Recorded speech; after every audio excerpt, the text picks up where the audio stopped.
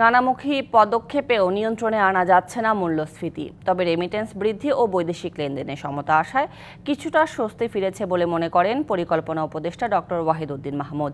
তিনি জানান, তেল গ্যাস অনুসন্ধান নয়, বরং চড়া দামে এলএনজি ও কয়লা আমদানিতেই বেশি আগ্রহ ছিল বিগত সরকারের।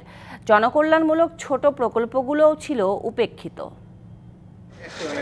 সোমবার প্রধান উপদেষ্টার সভাপতিত্বে অনুষ্ঠিত হয় জাতীয় অর্থনৈতিক পরিষদের নির্বাহী কমিটি একনেক সভা। এ সময় ১,৯৭৪ কোটি টাকার ১০টি প্রকল্প অনুমোদন দেয়া হয়।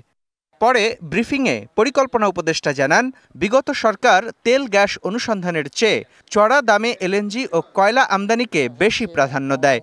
বাংলাদেশের অনেক জায়গায় কিন্তু গ্যাসের মজুদ আছে। ভোলা অঞ্চলে অনেক গ্যাস আছে, সিলেট অঞ্চলে এখন অনেক গ্যাসের রিজার্ভ আছে। এতদিন এই গ্যাসের রিজার্ভগুলো দিকে না তাকিয়ে আমরা কেন এলএনজি ইম্পোর্টের দিকে এত বেশি বা কয়লা দিকে এত বেশি ঝুঁকে গেলাম? নিজেদের যে গ্যাস আছে ওগুলোকে তো আরও বেশি কাজে লাগানো, অনুসন্ধান করা উচিত ছিল।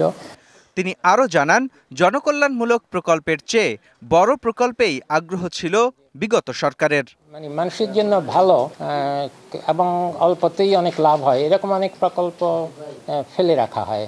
একটা প্রকল্প আমরা বাদ দিয়েছি, বঙ্গবন্ধু শেখ মুজিব সাফারি পার্ক মৌলভীবাজার। সমীক্ষা করে দেখা গেছে যে এই জীববৈচিত্র্য ভীষণ ক্ষতি হবে। উপদেষ্টার দাবি, রেমিটেন্স বৃদ্ধি ও বৈদেশিক লেনদেনে সমতা আসায় কিছুটা স্বস্তি ফিরেছে অর্থনীতিতে।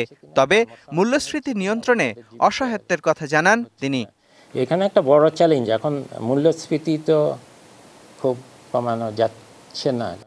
মার্চেই মুদ্রানীতি, বাজেট নীতি ও উন্নয়ন বাজেটের সমন্বয়ে সংশোধিত বাজেট তৈরির কথাও জানান তিনি।